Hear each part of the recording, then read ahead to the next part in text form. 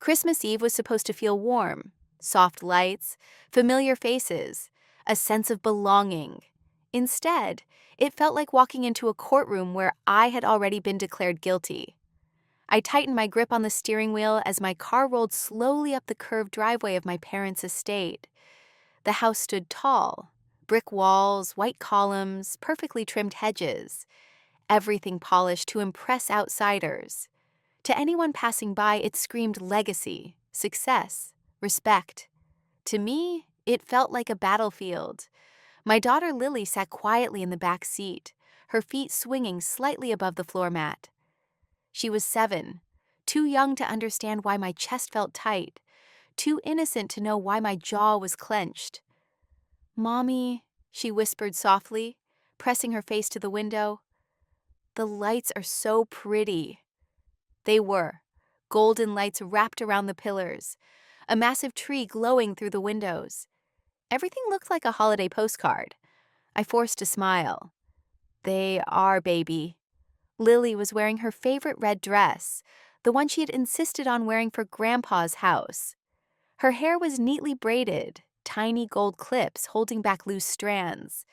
In her lap, she clutched a folded card she'd made herself, crayons, crooked letters, and a drawing of our family holding hands. My heart cracked just looking at it. I parked far from the line of luxury cars, SUVs and electric vehicles worth more than my yearly declared salary. My old sedan looked like an apology beside them. "Remember," I said gently as I turned around in my seat, "we stay for dinner, we're polite, and if anything feels wrong, we leave, okay?" She nodded, trusting me completely. That trust terrified me. Inside the trunk were gifts, thoughtful ones, expensive ones. I'd wrap them simply, brown paper, neat ribbons, no glitter, no show. I never wanted attention here. I'd learned a long time ago that standing out only made things worse. The front door opened before I could knock. My mother, Eleanor, stood there perfectly dressed. Soft makeup, pearls at her neck, a practiced smile that never quite reached her eyes. She looked at me, then at my shoes. Then she sighed. "Use the side entrance," she said quietly. The carpet was just cleaned. I swallowed. "Merry Christmas to you too, Mom." She stepped aside without responding. We walked around the house in silence, Lily's small hand tucked into mine. The cold bit at our faces. Inside, the smell of roasted meat and expensive candles hit us all at once. The conversation in the living room stopped as we entered. My sister Vanessa sat on the couch, champagne flute in hand, laughing loudly. Her husband leaned back beside her like he owned the place. Designer clothes, confident smirk. "Oh, wow," he said, looking us up and down. "She actually showed up." Vanessa smiled. "I was starting to think you'd bail again." My father, Harold, didn't even look at me. He sat in his leather chair, swirling a glass of dark liquor like a king surveying subjects he'd already judged. "Put the bags over there," he said flatly. "Out of sight." I did exactly as told. Lily looked around, eyes wide. Other children ran past her, already tearing into toys. Laughter bounced off the high ceilings. No one greeted her. Dinner was worse. Assigned seats placed Lily and me near the kitchen, far from the head of the table. Conversation flowed over us like we weren't there. Promotions, investments, vacations. I mentioned Lily's school award once. No one responded. At some point, my mother leaned toward me and whispered, "Please don't start talking about achievements. Tonight is about family image." I nodded. I always nodded. After dinner, everyone gathered around the tree. Gifts piled high, names called out.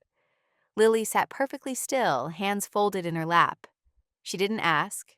She just waited. The pile grew smaller, the laughter louder, then silence. Is there something for me?" Lily asked, her voice barely audible. The room froze. My father stood slowly.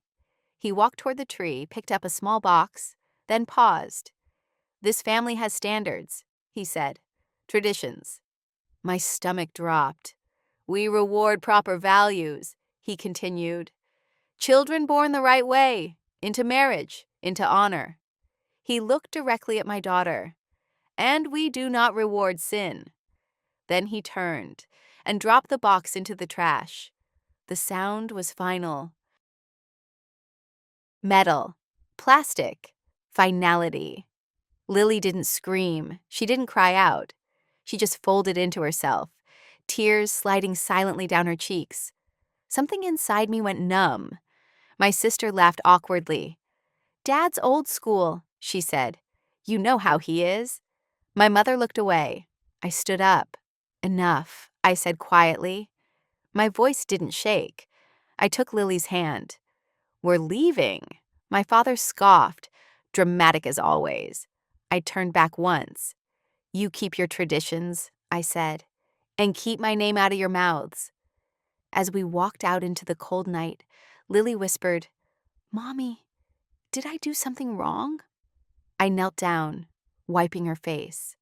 "No," I said, "but they did." As I buckled her into the car, I looked back at the house one last time. They thought they had won. They had no idea what morning was bringing. They humiliated my child on Christmas Eve. By Christmas morning, every luxury they stood on would start disappearing. The drive away from my parents' house felt longer than the drive there. Snow hadn't started falling yet, but the air was sharp, unforgiving. The kind that makes your lungs burn and your thoughts slow down just enough for clarity to settle in. Lily fell asleep in the back seat halfway home. Her cheeks were still damp from tears, lashes stuck together. She clutched the seatbelt like it was the only solid thing in the world. I glanced at her through the mirror and felt something inside me shift. I had spent my entire life swallowing humiliation. But that night, they crossed a line they could never step back over. They didn't insult me. They marked my child as lesser. When I got home, I didn't turn on the lights right away. I carried Lily inside, laid her gently on the couch, and tucked a blanket around her. She murmured in her sleep, the word, "Mommy," barely audible.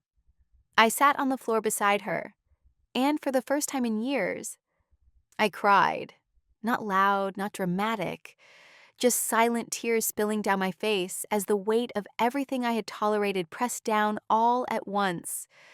The dinners where I was ignored, the jokes about my simple job, the assumptions that I needed them more than they needed me. I had convinced myself it was love. It wasn't. It was control. They loved the version of me that stayed small. I wiped my face, stood up, and walked into my home office. The room was quiet, clean, minimal, no family photos on the walls, just screens. I closed the door behind me and locked it. Then I powered everything on. Monitors flickered to life. Numbers, dashboards, contracts, live routes stretching across the country like veins. To my family, I was a struggling manager who moved boxes. That was the story I let them believe, because the truth would have made them uncomfortable. I built my company quietly. I signed contracts under shell holdings. I kept my last name off press releases. Not out of shame, but survival. My father never liked successful women, especially not daughters who outgrew him. I opened my secure ledger, and there it was. Every payment, every month. Mortgage, active utilities, active luxury vehicle leases, active private school tuition, active credit lines, active their entire world, powered by my silence. I stared at the numbers, my hands steady. No rage, no shaking, just a cold understanding. They believed their comfort was a birthright. They believed my money was family duty. They believed I'd never choose myself over their approval. They were wrong. I clicked the first account. Cancel autopay. A warning popped up. This action may cause immediate default. I didn't hesitate. Next. Vehicle lease. Father's luxury SUV. Terminate. Next. Sister's car. Terminate. Tuition payments. I paused for 1 second. The kids were innocent. But their parents weren't teaching innocence. They were teaching entitlement. terminate, credit cards, freeze, utilities, transfer ownership. I stopped only when every single green indicator turned gray. Disconnected. Gone. It wasn't revenge, it was boundaries. Long overdue. My phone buzzed. Then buzzed again, then again. I flipped it over. Didn't check, didn't care. I leaned back in my chair and stared at the ceiling. For the first time in my life, I wasn't bracing for impact. I was creating it. I walked back into the living room and watched Lily sleep. She stirred, eyes fluttering open. "Mommy," she whispered, "are we okay?" I knelt beside her and brushed her hair back gently. "Yes," I said. "We are more than okay." She frowned slightly. "Are we going back there?" "No," I said softly. "That place isn't home." She nodded slowly, like she understood more than she let on. "Will Santa still come?" she asked. That almost broke me again. I smiled. Santa never needed their permission. She smiled back and drifted off again. That night, I didn't sleep. Not because of fear, because of clarity. Just before sunrise, I made one final call. Not to my family, to my operations director. "Execute recovery protocol," I said calmly. There was a pause on the line. "Today?" he asked carefully. "Yes," I replied. "First thing." I hung up and stood by the window as dawn began to creep across the sky. Somewhere across town, my parents were still sleeping in warmth they believed they owned. My sister was probably dreaming about brunch plans. They had no idea the ground beneath them was already gone. And I felt nothing but peace. Because when they had power, they used it to humiliate a child. When I took mine back, I would use it to end the cycle. Morning came quietly. Too quietly for the kind of chaos I knew was already unfolding somewhere across town. Lily woke up before I did, padding softly into my room with her blanket dragging behind her like a cape. She climbed into bed beside me and curled into my side without a word. That's when my phone started ringing. Not vibrating. Ringing. I didn't look at it. I didn't need to. I already knew who it was. The first ring stopped. The second came immediately after. Then a third. By the fourth call, I glanced at the screen. Father. I turned the phone face down again. Lily looked up at me. "You're not answering?" "No," I said gently. "I'm choosing peace this morning." She nodded, accepting it like it made sense. Because to her, love didn't come with conditions. But to them, love only existed as long as obedience did. The phone buzzed again, this time with messages. I didn't read them yet. I made breakfast instead. Pancakes, strawberries, real butter. Lily's favorites. We sat at the table together, sunlight spilling through the window. No tension, no walking on eggshells. Just quiet. Halfway through breakfast, my phone rang again. Different name this time. Vanessa. I let it ring. Then the messages came. "Why is my card getting declined?" "This better be some kind of mistake. Call me now." I took a slow sip of coffee. The mistake wasn't the system. The mistake was thinking I would keep paying for my own disrespect. I checked my email calmly. There were notifications already. Mortgage service, payment missed, vehicle lease, account terminated, tuition portal, access revoked, efficient, clean, just like I wanted. My phone rang again, longer this time. I answered. "What did you do?" my father shouted, not even bothering with hello. I held the phone away from my ear. "You embarrassed me," he continued. "My card was declined at the club this morning. Do you know how that looks?" I closed my eyes for a moment. Not in anger, in disbelief. "This is what you're calling about?" I asked calmly. "You cut off the accounts," he yelled. "You don't get to make decisions like that." I almost laughed. "I paid for them," I said quietly. "So, yes, I do." There was silence. Then his tone shifted. Slicker, controlled. "You're emotional," he said. You always are. We can discuss this like adults if you stop being dramatic. Dramatic. He called my child illegitimate in front of a room full of people. And I was dramatic. I'm done discussing, I said. You crossed a line. He scoffed. You think this little tantrum gives you power? I pictured him standing in his expensive kitchen, surrounded by things he didn't earn, furious that they suddenly didn't obey him. You never had power over me, I replied. You just had access. That's when his voice cracked. You owe us, he snapped, after everything we did for you. I thought of Lily's face, the trash can, the silence. I owe you nothing, I said, and you owe my daughter an apology you'll never be capable of giving. You're tearing this family apart, he shouted. No, I said. I'm finally stepping out of the wreckage. I hung up. My hands didn't shake. They didn't need to anymore. 10 minutes later, my sister called. I ignored it. Then again, then again. Finally, I answered. What is wrong with you? She screamed. My car won't start. The school says they haven't received payment. You can't just decide to punish everyone because you're hurt. Punish. That word told me everything. This isn't punishment, I said. It's consequences. For what? She demanded. Dad made a comment. You know how he is. How he is, I repeated softly. That comment, I continued, broke a child, and you laughed. Silence. Then, you're being cruel? I smiled sadly. No, I said, I'm being clear. She started crying then, not for Lily, for herself. For the neighbors asking questions, she sobbed. For my friends noticing, for my kids asking why things are changing. Good, let them ask, let the illusion crack. I can't fix this, I told her, and I won't. She whispered, You're really doing this?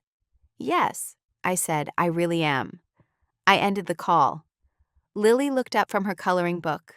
Are they mad? She asked quietly. They're uncomfortable, I replied. They're learning something new. She tilted her head. What? That you don't get to be mean and still be taken care of. She thought about that, then nodded. By late afternoon, the messages turned desperate. Missed calls stacked on missed calls. Voicemails I didn't listen to. Emails asking for clarification. And then, my favorite one, a message from my mother. Please call me. Your father is not handling this well.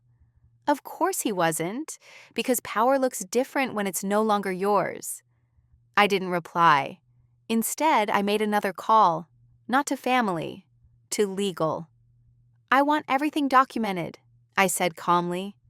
Every asset, every account. There was a pause. Are you ready to go public? The voice asked. I looked at Lily, laughing quietly on the floor, building a tower without fear of knocking it down. Yes, I said. I am. That night, my phone finally went quiet. Across town, panic replaced pride. But they still didn't know the worst part. They thought I was just cutting them off. They had no idea I was about to walk back into their world, not as their daughter, but as the owner of everything they stood on. They thought the silence meant I was done. What they didn't know was that the trucks were already scheduled. The morning after Christmas didn't arrive with bells or joy. It arrived with engines. I didn't go back to their house. I didn't need to. I was already there, in every contract, every signature, every decision that had quietly shaped their lives for years.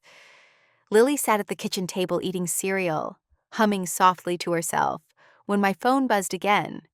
This time I answered, not because I was angry, because it was time. Where are you? My father demanded, breathless now.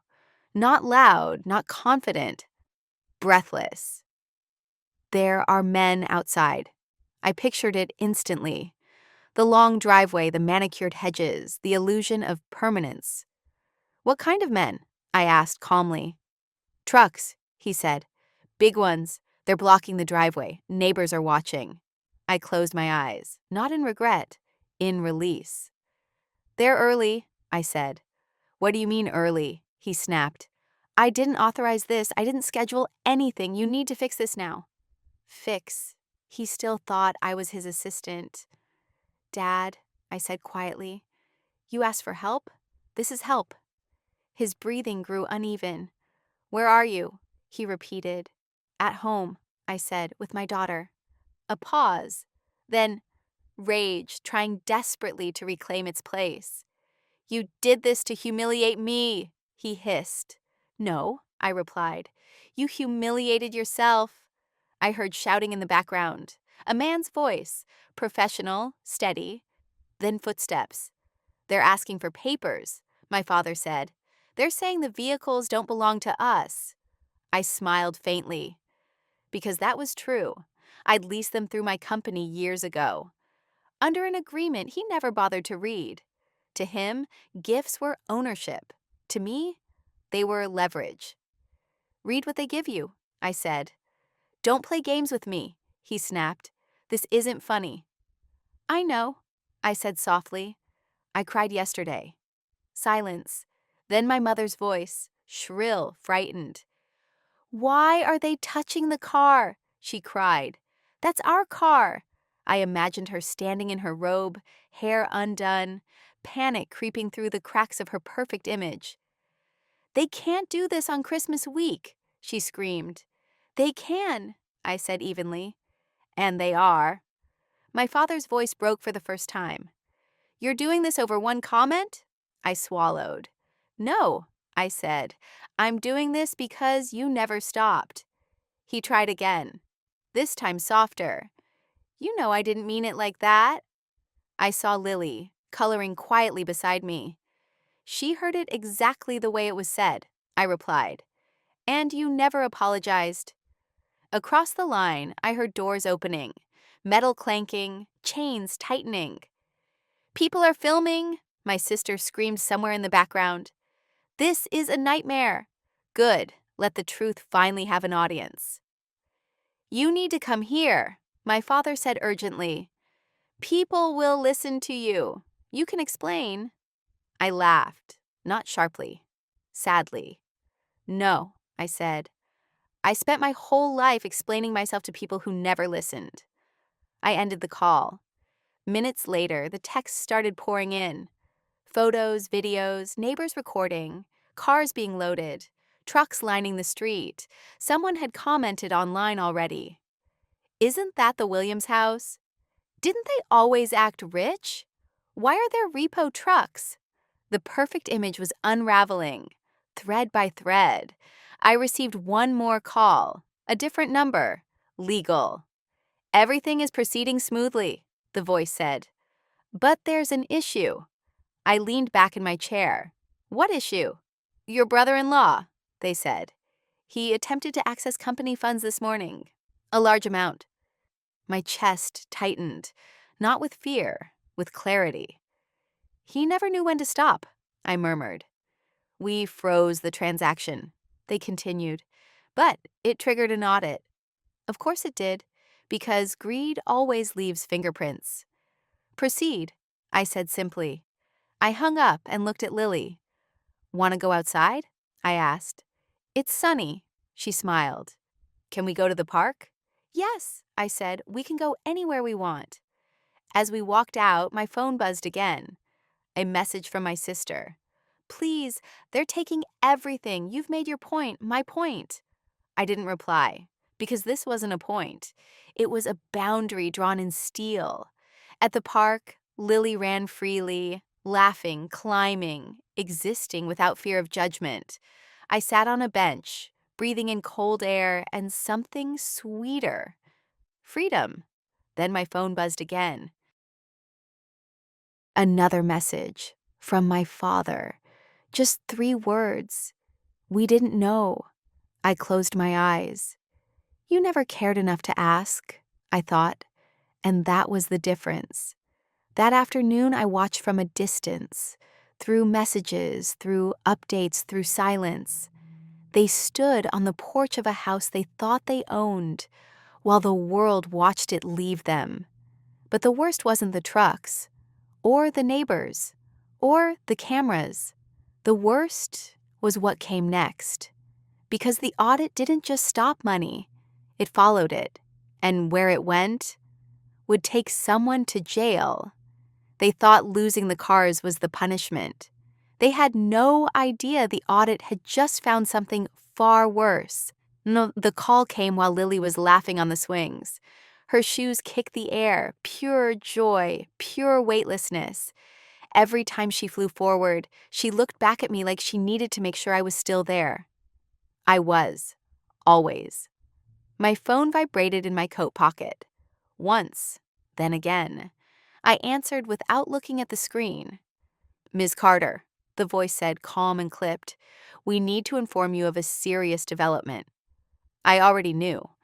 Not the details, but the direction. "Go on," I said quietly. "The internal audit flagged multiple irregular withdrawals tied to your company's discretionary accounts," the voice continued. "Specifically, those authorized under Daniel's credentials." Daniel? My sister's husband? The man who laughed when my child cried? The man who called my career cute? I watched Lily soar forward, hair flying, cheeks red with cold. "How much?" I asked. There was a pause. "Over $150,000 across 2 years, the voice said. "Hidden through expense reports and shell transfers." The world didn't spin. My hands didn't tremble, because something inside me had already accepted this truth before it was spoken. "He thought I wouldn't notice," I said. "Yes," they replied carefully. "It appears that way." I smiled faintly. "He thought I was small," I added. Another pause. "Because of the amount and the method," the voice continued. "This escalates beyond corporate discipline. There are federal implications." The word federal settled like weight, not fear, finality. "What happens next?" I asked. "We freeze his access completely," they said. "Then we notify authorities. This won't stay internal." I took a deep breath. "Do it," I said. They hesitated. "This will affect your family." I watched Lily jump off the swing and run toward me, laughing, breathless. "It already has," I replied. I ended the call. Daniel didn't just steal money. He stole security, he stole trust. He stole from the very company that had quietly kept his lifestyle afloat. And now, the system he exploited had turned its gaze back on him. That evening, the first crack appeared. My sister called. She didn't scream this time. She whispered. "Is something wrong?" she asked. "Daniel says his work email is locked. His access badge won't work." I sat at my kitchen table, Lily beside me drawing stars on paper. "Yes," I said. "Something is very wrong." "What did you do?" she asked. I closed my eyes. "I stopped protecting him." Her breath hitched. "He didn't do anything," she said quickly. "There must be some mistake." I thought of every dinner table comment, every smirk, every assumption that I existed to fund their comfort. "There's no mistake," I said. "Just math." She started crying. Actual crying. But not the kind that carries guilt, the kind that comes when consequences finally find you. "They're saying it's serious," she sobbed. "They used words like investigation. Daniel says this will ruin him." Ruin. That word tasted different now. "He ruined himself," I said. "You can fix this," she begged. "Please, make it go away." Make it go away. That's what I'd done for years. Paid it away, smoothed it away, erased the discomfort so they never had to feel it. Not anymore. "I won't," I said. She went silent. Then, anger. "You're enjoying this," she spat. I looked at Lily, her tongue sticking out in concentration as she colored. "No," I said softly. "I'm protecting what matters." The line went dead. That night my father called again. Not shouting, not demanding. Quiet, too quiet. They came back, he said, with papers. I sat down slowly. Papers? I repeated. They say Daniel may have committed crimes, he said, voice thin. They asked questions about money, about access. Of course they did. Did you tell them the truth? I asked. He didn't answer right away. I told them he worked hard, he finally said. That you exaggerate. I laughed then, a soft, tired laugh. Dad, I said, they don't take character references. They take records. The silence was thick. You don't understand, he whispered. If this goes forward, people will know. People, always people. The neighbors, he continued. The church, the board members. I felt no sympathy. I understood image mattered, I said. That's why I stayed silent for years. He inhaled sharply. You planned this, he accused. No, I corrected. You forced it. Another pause. Can we talk? He asked. In person. I thought of my daughter, of her folded hands, of the trash can. No, I said. He exhaled shakily. You're tearing us apart, he said. No, I replied. I'm refusing to hold you together. That night, Lily crawled into my bed. Mommy, she whispered, are we safe? I wrapped my arms around her. Yes, I said firmly. We are. Outside, sirens echoed faintly in the distance. Somewhere across the city, doors were closing. Questions were being asked. Accounts were being examined. And Daniel, so confident, so careless, was realizing that the woman he mocked had been holding up his entire life. The audit didn't stop at numbers. It followed the trail. And once it did, there was no turning back. They thought the worst was losing money. They didn't realize the investigation had just crossed into criminal territory, and someone was about to be escorted out in handcuffs. The knock didn't come at night. It came in the middle of the morning, when people were awake, alert, and watching. That mattered, because shame needs witnesses. I wasn't there to see it in person, but I didn't need to be. I could picture the scene clearly enough that it played in my head like a movie I'd already memorized. My sister later told me the sound of it, not polite, not hesitant, firm, controlled, final. 3 sharp knocks that didn't ask permission. Daniel was still in the kitchen, pacing. He hadn't slept. None of them had. His phone kept refreshing emails that wouldn't load. His banking app showed errors. His confidence, once effortless, was cracking in real time. When he opened the door, there were 2 men standing there. Dark jackets, neutral expressions, official posture. The street behind them was quiet. Too quiet. Neighbors' curtains twitched. Phones lifted just slightly too late. Daniel Mercer? One of the men asked. My sister said his voice failed him at first. Yes, he finally answered. We're here regarding an investigation into financial misconduct and wire fraud. Those words landed like stones. My sister grabbed the doorframe. My mother cried out. My father froze. Daniel laughed nervously. There's been some mistake. There always is, until there isn't. We'll need you to come with us, the man said, and we'll need access to any electronic devices. That's when panic bloomed. My sister screamed his name. My mother started praying. My father demanded explanations. But authority doesn't argue. It acts. They didn't drag him out. They didn't need to. Because humiliation walked him forward all on its own. Handcuffs clicked on his wrists just as Mrs. Callahan from next door stepped outside with her dog. My sister later told me that sound was the loudest thing she'd ever heard. Metal against metal. Final. My phone rang less than 5 minutes later. I didn't answer. Then a message came through. From my mother. Please, this has gone too far, too far. Not calling a child illegitimate. Not laughing when she cried. Not living off money they didn't earn. But consequences? Those were too far. I sat at my desk, Lily coloring quietly beside me. She looked up. Are you okay? Yes, I said, and I meant it, because this wasn't chaos. It was alignment. I received another call. Legal. He's in custody, they said. Processing has begun. I closed my eyes briefly. Thank you, I replied. There's something else, they added. Your name came up. I opened my eyes. In what way? They asked how you knew, how you caught it. I smiled faintly. I lived with it, I said, long enough to recognize the pattern. That afternoon, my father finally showed up, at my door, unannounced, uninvited. I saw him through the security camera first. He looked smaller. No suit, no authority in his posture, just a tired man standing in the cold, holding nothing. I waited a full minute before opening the door. Please, he said before I could speak, just hear me out. I stepped aside.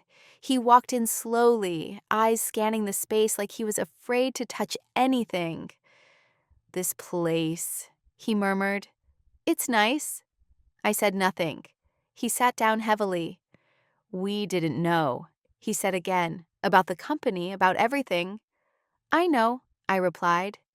You hid it, he accused weakly. I protected myself, I corrected. He looked up at me, something close to regret flickering in his eyes. You should have told us. No, I said. You should have respected me without knowing. Silence fell between us.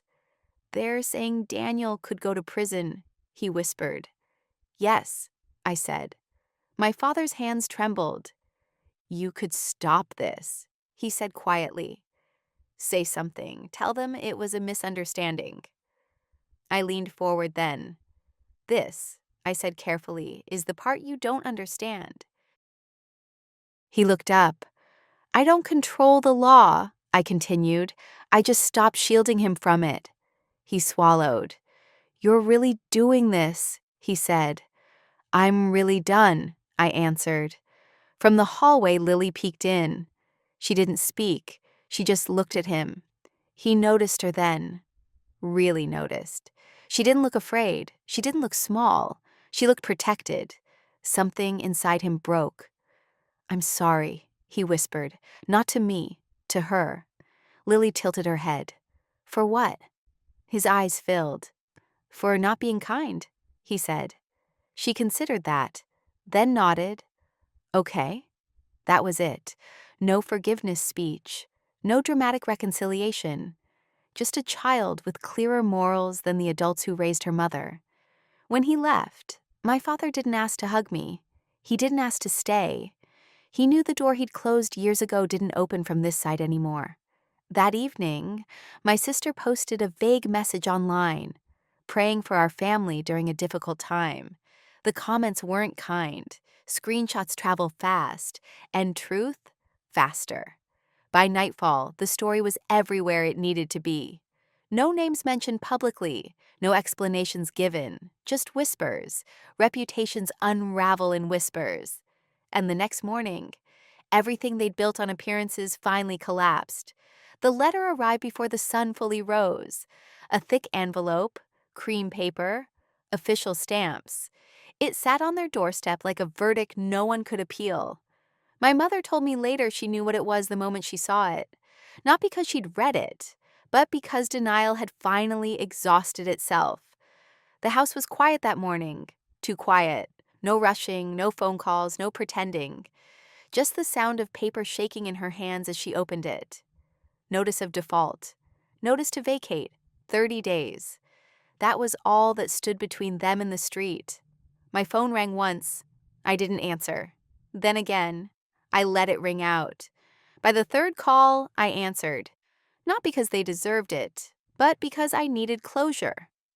Is this real? My mother asked, voice brittle. Tell me this is some kind of misunderstanding. It's real, I said. Her breath collapsed in on itself. We raised you, she said faintly. We gave you everything. I leaned against the counter, closing my eyes.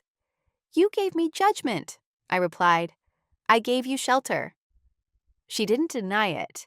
The silence confirmed everything. We have nowhere to go, she whispered. I thought of the spare room I'd never offered. the empty seat at my table that would remain empty. "You'll figure it out," I said calmly. My father took the phone from her. "People are watching," he said hoarsely. "The neighbors saw the notice. They're talking." "Always the neighbors." "I warned you," I said. When image matters more than integrity, reality collects interest. He swallowed. "You're really letting us lose the house." I looked at Lily across the room, carefully cutting paper hearts for a school project. "I already lost something far more valuable there," I said. The line went dead. That afternoon, the rumors exploded. Someone leaked photos of the notice. Someone else posted about the trucks. Another mentioned the arrest. The comments weren't gentle. "Guess money doesn't equal morals." Funny how fast wealth disappears when it's not yours. By evening, my parents' phones stopped ringing. Not because people cared. Because association had become dangerous. The country club removed their membership quietly. The church board asked my father to step back. Invitations dried up. The world they curated turned its back the moment the illusion cracked. That night, Lily climbed into my lap. "Why don't we visit Grandpa anymore?" she asked softly. I brushed her hair back. "Because some people don't know how to love without conditions," I said. "And that's not your fault." She nodded, thoughtful. "I'm glad we're here," she said. So was I. The next day, my sister showed up at my door. Unannounced, tear-stained, exhausted, hollowed out. "They're losing the house," she said. I said nothing. "You could buy it," she continued desperately. "Keep it in the family." I looked at her then. Really looked. "You mean keep it for them," I said. She flinched. "They're our parents," she whispered. "And she's my daughter," I replied. "The one you laughed at." Her face crumpled. "I was scared," she admitted. "Dad's approval meant everything." I softened, not enough to bend. "And my daughter's dignity meant nothing?" She had no answer. "They don't need punishment," she said. "They need mercy." I stood. "This isn't punishment," I said. "It's adulthood." She sank onto the couch. "Daniel might go to prison," she murmured. I nodded. "Yes. And they blame you." I smiled faintly. "They always did." She looked up at me, eyes red. "You're really not helping." "No," I agreed. "I'm finally stopping." She left without another word. No hug, no reconciliation. Some bridges collapsed under too much weight. A week later, movers arrived. Not the gentle kind, the efficient kind. White trucks, clipboards, quiet professionalism. I watched from my car parked across the street, not hidden, not ashamed, just present. My parents stood on the lawn, stunned. Furniture carried out piece by piece, everything they loved reduced to inventory. The house emptied slowly. With every object removed, so was another lie. My mother saw me then. Our eyes met. She didn't wave. Neither did I. There was nothing left to say. As the last truck pulled away, she sank onto the steps. The house behind her looked hollow, a shell, like the values that once lived there. I drove away without regret, not relief, just peace. That night, I tucked Lily into bed. She held my hand. "Mommy," she whispered, "are we safe forever now?" I squeezed her fingers. "We're safe where love doesn't have rules," I said. She smiled sleepily. Outside, their lights went out one by one. Inside me, something finally healed. But the story wasn't finished. Because losing a house hurts. But losing a name, that's permanent. Reputations don't collapse loudly. They erode. Quiet conversations, canceled invitations, glances that linger a second too long. That's how it started. The story didn't break all at once. It leaked. A neighbor mentioned the trucks. Someone else whispered about the arrest. Another connected the dots. Quiet money, sudden loss. By the end of the week, my parents' name carried a pause with it. People would say it, then stop.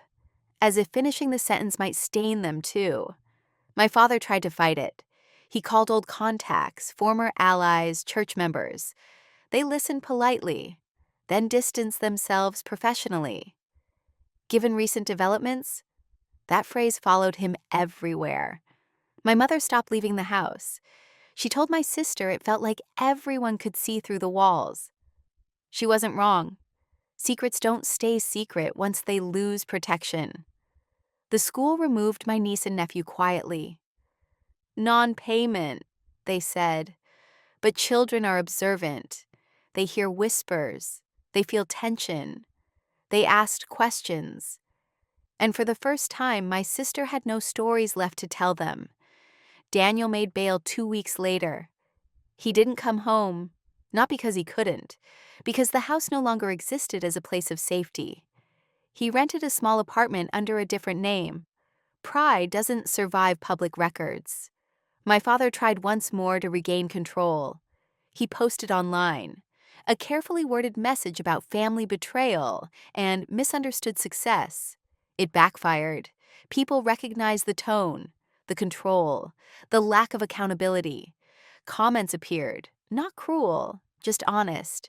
Respect is earned. Children deserve better. Money doesn't excuse cruelty. He deleted the post within hours. But screenshots live forever. One evening, I received a call from an unknown number. I considered ignoring it, then answered. Hello? It was my mother. Her voice sounded older, smaller. I saw Lily's school photo, she said quietly. She looks happy. She is, I replied. Silence. I was wrong, she said finally. I should have protected her. My chest tightened, but not enough to reopen old doors. Yes, I said, you should have. I miss you, she whispered. I closed my eyes. I missed you when I needed you, I replied gently. She didn't argue. I don't know how to fix this, she said. You don't, I said. You learn from it. We ended the call without tears, without forgiveness, just truth. Weeks passed, the noise faded, life normalized. But for them, nothing went back to how it was. Because once you've been seen clearly, you can't hide behind image anymore. Lily thrived. Her laughter came easier. Her shoulders lighter. She spoke more. She stopped asking careful questions. Safety does that to children. One afternoon, while she played on the floor, she looked up suddenly. Mommy, she asked. Yes? Why didn't Grandpa like me? I knelt beside her. He didn't know how to love right, I said. Some people confuse control with care. She thought about it. Will he learn? I smiled sadly. I don't know, I admitted. But we did. That night I received an email from legal. Case update. Daniel's charges were proceeding. Evidence was strong. No settlement, no quiet exit. The system had teeth when you stopped feeding it lies. I sat back in my chair, exhaling. It wasn't joy. It wasn't revenge. It was balance. The world had aligned. The powerful weren't powerful anymore. The voiceless were protected, and silence no longer worked against me. Still, there was one thing left. One final moment. One final decision. Closure. Because consequences are one thing. But choice? That's where healing finishes. The loudest victory didn't come with sirens, courtrooms, or headlines. It came in the silence after. No more calls demanding explanations. No more messages filled with guilt disguised as concern. No more anxiety tied to their approval. Just space. And in that space, healing finally had room to grow. Months passed. Spring arrived quietly, softening the edges of a winter that had changed everything. Lily grew taller, smiled wider, laughed without hesitation. One afternoon, she brought home a school assignment titled, My Safe Place. She drew our living room, sunlight through the window, our couch, two stick figures holding hands. Under it, she wrote, Home is where people don't make you feel small. I stared at the page for a long time. Then I cried. Not from pain, from relief. My parents tried once more. A letter this time. No blame, no demands, just words. We understand now. We want to be better. We miss you.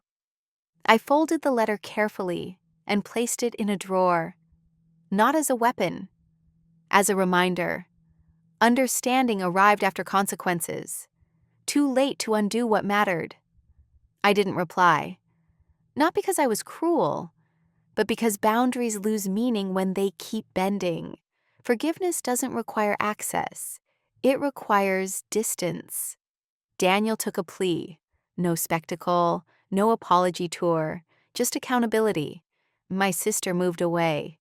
She needed a place where no one knew the story, where she could build something without leaning on the past. I wished her well, from afar. As for me, I stopped hiding. Not loudly, not arrogantly, just honestly. I stepped into my role fully, signed contracts with my name, attended meetings as myself, owned the success I'd built. No more shrinking, no more camouflage. But the most important change wasn't professional. It was personal. One evening, Lily asked me a question I'd waited years to answer. "Mommy," she said, "are we a real family?" I knelt to her level. "We are the realest kind," I told her. "The kind that chooses love every day." She smiled. "That's my favorite kind." Mine too. Sometimes I think about that Christmas Eve, the trash can, the silence, and I realize something important. They thought power meant control. They thought love meant obedience. They thought tradition mattered more than kindness. They were wrong. Power is protection. Love is safety. And tradition without empathy is just cruelty in nicer clothes. I didn't destroy my family. I refused to let them destroy my child. And in doing that, I saved myself too. If you've ever been made to feel small by the people who were supposed to protect you, if you've been told to earn love instead of receiving it freely, remember this. Walking away doesn't mean you lost. Sometimes it's how you finally win.